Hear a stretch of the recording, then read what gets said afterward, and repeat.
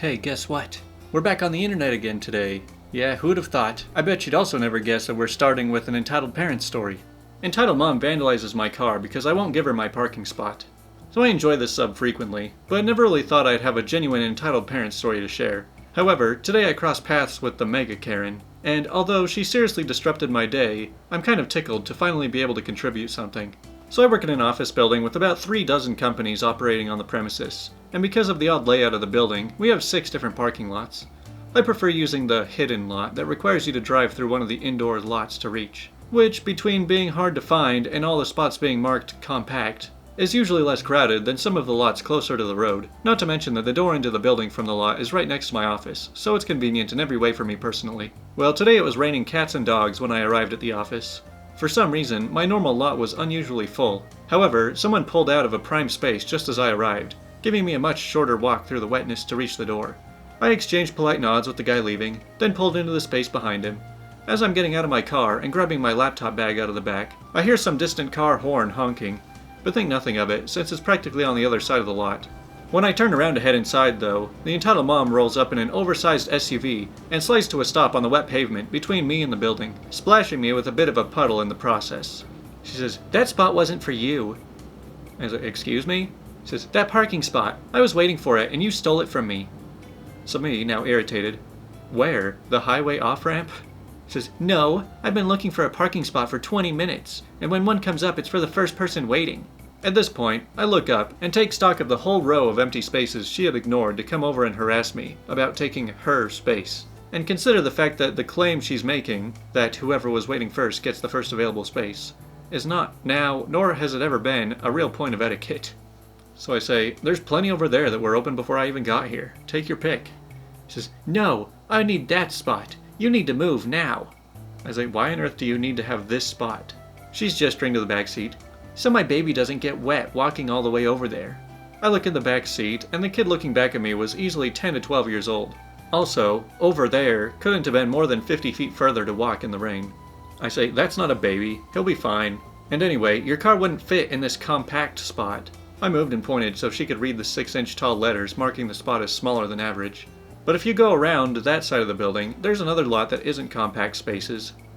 She says, "Whatever. Are you going to move or not? Your fat butt needs the extra exercise anyway." So me, already cranky because I hadn't eaten yet, now pissed that this orangutan in lipstick is talking to me this way. He's like, "Well, I'm definitely not moving for such a colossal beep. Have fun walking in the rain. I hope you get struck by lightning." I quickly walk away while this charming example of humanity hurled abuse after me. Now, admittedly, about 15 minutes later, once I was settled in at my desk, I started feeling really badly that I'd told this woman I hope she gets struck by lightning, even if there was no lightning going on in the rainstorm. I continued to feel bad for all of 5 minutes, when the sound of a car alarm caused me to go to the window and look out. This woman had parked somewhere, gotten out of the car, and was now keying the heck out of my driver's side door, while the kid recorded it on his phone. I took a quick picture of them in the act on my phone, and immediately called the building security to tell them what was going on. So guess who got arrested for destruction of property and assault? Oh right, she also spit on and scratched the security guard who went to confront her, so assault. And everything that went down from beginning to end was practically right under a security camera, so it got a good look at her, her kid, and her car, including the license plate. So no way she's getting away with it. And since the slur she etched into my car door is homophobic, she may also get charged under hate crime laws. So that's fun. If I end up going to court, having to testify, ever deal with this woman again, etc., I will totally post an update. It's kind of funny how they mentioned that the kid was recording it on his phone. Why do scumbags do this? Like, okay, I'm going to commit a crime, and I'm also going to record myself doing it, because that'll be really funny. It's just like those idiots who would open up a container of ice cream in a grocery store and then lick it and put it back, and then record that and put it on the internet, and then get surprised when police show up to your house. My ex-boyfriend is going to drive 2 hours to a concert just to not get in. So I broke up with my boyfriend around 2 months ago, just after his birthday. I got him VIP concert tickets for both of us to go see some rap guy he really loves. The venue is like a 2-hour drive away from where we live. Naturally, we're not going to go anymore after we broke up. I kind of forgot about the tickets and wrote them off as money lost, since I can't sell them because you need my ID along with the tickets to get in. But this morning, a mutual friend of us texted me, asking if I know about him still going to the concert. Apparently he booked a hotel room for him and his new girlfriend near the venue, and is planning on enjoying the concert with her. I wasn't mad about it since it was his birthday gift, and even though I broke up with him because he was being abusive, I still wanted him to enjoy the evening with his new girlfriend. The only problem now is the ID thing, but I was feeling generous, so I wanted to send him a copy of my ID and give the venue a heads up to let them know that it was alright for him to use my tickets. So I texted him, telling him our mutual friend told me he's going to the concert, blah blah. But before I could even get to the part of where he needs my ID to get in, he already told me to mind my own business and to go F myself, and a handful of other surprisingly creative insults. I wasn't really in the mood to get insulted, so I just wished him a great time at the concert and blocked him. Have fun driving 2+ hours to a concert you're not getting into, buddy. You know, I really hate the new modern age of ticket buying where you actually have to show your ID just to use the tickets that you bought. But hey, at least it worked out in their favor this time. Steal my laundry detergent? Hope you like the bleached clothes look. So this happened when I was in college back in 2011. I lived in a 4-story dorm that was all guys, about 40 to 60 guys per floor. Each floor had one laundry room with 3 washers and 3 dryers, plus cabbies to store your laundry bag/soap while you were washing. A few months into the semester, I noticed my laundry detergent was disappearing faster than it should be. Not a huge deal, but mildly annoying. What made it a bigger deal was that whoever was stealing my detergent would also take my clothes out of the washer and leave them on the floor so they could wash their clothes. This pushed me over the line. I would typically do a load while I went to class, not classes, so this made finding the perp tricky. Then a golden idea hit me. I went to Walmart and bought a new jug of laundry detergent, the same brand I always get, but I also bought an extra strength bleach. I poured half the detergent from the new bottle into my old bottle and replaced it with the extra strength bleach. The next day I did my laundry as usual, but left the new and improved detergent in the cubby instead of my regular stuff. And then I waited. After class, sure enough, my clothes were sitting in a pile on the floor, soaking wet, and the whole laundry room smelled of bleach. Just what I wanted. Fast forward to the next week, every Monday night we had floor meetings, where we basically talk about the rules and crap as a floor. In walks the guy, we'll call him Bob, wearing a newly bleached hoodie and ruined jeans. Bob drops his pile of ruined clothes on the floor and starts spouting off about how someone owed him money for his ruined clothes. The whole floor bursts out into laughter. Apparently I wasn't the only one Bob was stealing soap from. He didn't get another sentence out of his mouth before our RA told him stealing detergent was still a crime, so it was his own fault. Enjoy your bleached clothes, Bob. You always gotta love the kind of people that will steal your stuff and then complain that what they stole wasn't very good. It's like when somebody cheats off your test and then gets mad at you that they ended up failing because you had the wrong answers.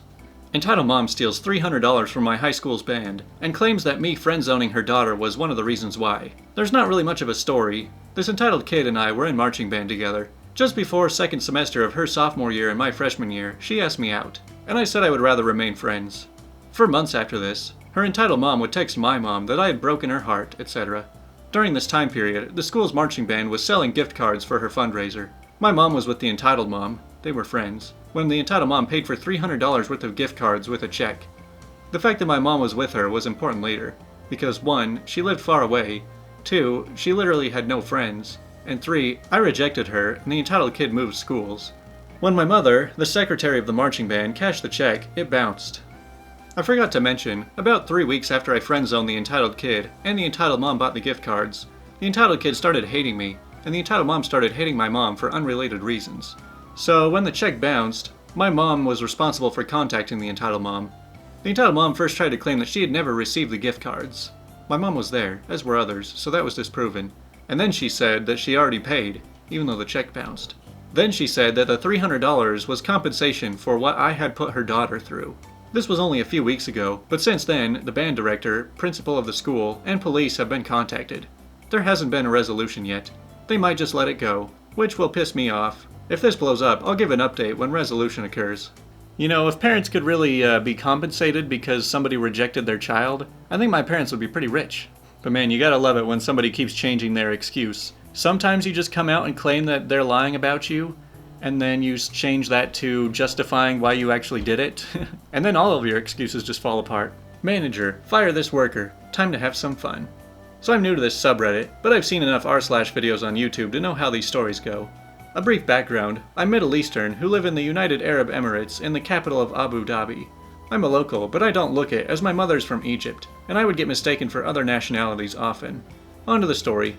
My niece got a new pet about a month ago from one of her friends. A 5-month-old German Shepherd, and she's the cutest thing ever. Unfortunately, the friend didn't bring enough food for the puppy, so I went next day to a hypermarket nearby to buy some for her. I was told she liked a particular brand, so I decided to go inside without a cart or basket to see if they had it, then go back out for a cart. On my way to the pet food aisle, I hear shouting and yelling from close by, and out of curiosity I went to check it out. I saw one of the workers and a wild Karen. While she didn't look like a Karen, she sure acted like one, screaming at the poor guy about how incompetent and rude he is, and ignoring her while she was trying to get his attention. And of course, she was yelling for a manager. That's when she turned around and locked eyes with me, and made a beeline to where I was. Now keep in mind, the worker's uniform is yellow or light blue shirt with a hypermarket name on it in big letters, and the managers wear full suits. I was wearing black jeans and a dark blue shirt. Also, the majority of the staff were either from India or the Philippines. So the obnoxious lady says, "You, manager, this employee of yours was very rude to me. He ignored me when I was trying to get his attention for 10 minutes and is refusing to help me and yelled at me. I want him fired." The first thought that came to mind was to tell her that I didn't work there, but after seeing the condition the poor worker was in, I decided to have some fun. Now, my English has a good American accent, but I also have a fairly decent Indian accent. So without hesitation, I switched my accent to Indian mode. I say, "I'm so sorry, madam. We've had many complaints about this problem worker. Don't worry, I will discipline him.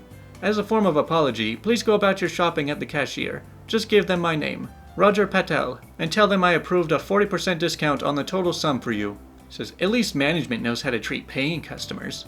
I went to the poor worker, grabbed his arm and started walking away, berating him along the way until we made a turn and we were out of sight of the lady.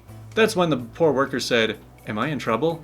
It seems the guy was new and also mistook me for the manager, and he thought that he was going to be fired. So I just say, "I'm not a manager, and you're not in any trouble. I just wanted to get you away from her." And I walked away, waving goodbye at him. I grabbed a cart and went on to buy my puppy her chow, and some other things for her. Some toys, a new collar, a leash, and a comfy bed. And some other items for myself. After I grabbed what I needed, I made my way to the cashier. That's when I heard a familiar screaming and yelling. And sure enough, there was the lady, arguing with one of the cashiers and an actual manager, trying to convince them that she was allowed a huge discount on all her items, while I was laughing on the inside.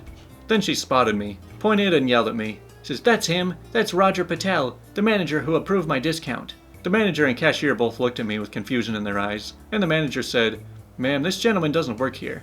Says, "Yes, he does. Why else would he give me the discount? He was even disciplining one of your workers." They made their way over to me, and I acted like I didn't know what was going on.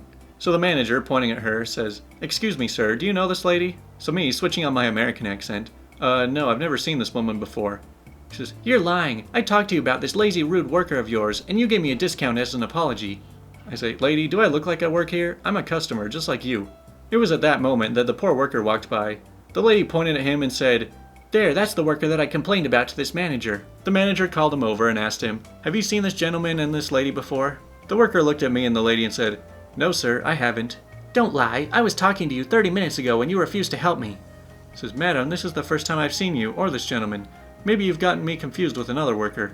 The manager nodded and told the poor worker to go back to work. And as the worker walked away, he looked at me with a smile and a thumbs up. The lady was fuming with a face that was redder than a ripe tomato. I turned to the manager and said, "Sir, you're obviously wearing a suit like all the other managers working here, and I'm wearing casual. Who in their right mind would confuse a customer with a worker or manager?" He says, "Sorry to disturb you, sir. Have a nice day."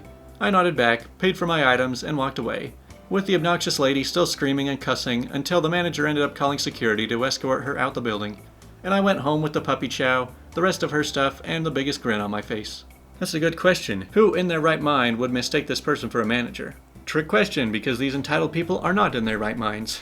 You know, it might seem a little bit far-fetched to believe that this story is completely accurate, but I really admire people who are just really quick thinking and just start playing off something like this. Like he said, your first instinct is just to be like, I don't work here, like, you know, just brush it all off, get out of the situation before it even starts. But sometimes when life gives you lemons, it's even more fun to make an entire lemon smoothie out of it.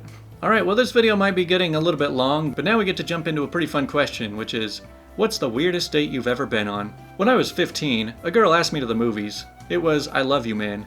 Her parents decided to attend too. Then one of the characters cursed like 10 minutes into the movie, and the parents told us we were leaving. They took me right home, and that was that. Maybe they were worried about getting demonetized. I was going to a bar with a girl I met on Tinder. She showed up 15 minutes late, which wasn't that big of a deal. Got out of her car, crossed the street, and then awkwardly shook my hand. Told me she forgot her ID at home, apologized, and then left. Well, it sounds like it was good that that date ended before it started. It's hard to say I was catfished, because the actual girl was there, but so was her boyfriend, and her friend that she thought I would be better matched with. What made it more odd is that she had sent nudes, Full face nudes, not photoshopped, face swapped. I could see the chest tat on her in person, no mistaking that.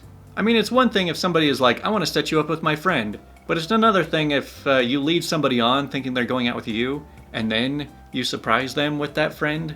I mean, it also just seems kind of weird. So I went on a date with this girl from Tinder. She super liked me and messaged first, so I was really happy to have someone interested. I asked if she'd like to go for a walk sometime, and she said she'd love to. So we get to walking, and like 5 minutes in, she asks if I have roommates. I said yes, I live with 5 people, and tell her about a few of them. There's Max, Matt, Mark... Wait, Mark Smith? I know him. What's he been up to? So we started chatting about my roommate, and she knows a lot about him. His family, the sports he plays, his girlfriend. Every time I try to move the conversation somewhere else, she brings it back to Mark. She's not even pretending to be into me anymore. She's just fangirling out over my roommate. I just love him. His hair is always so shiny, and he smells so nice.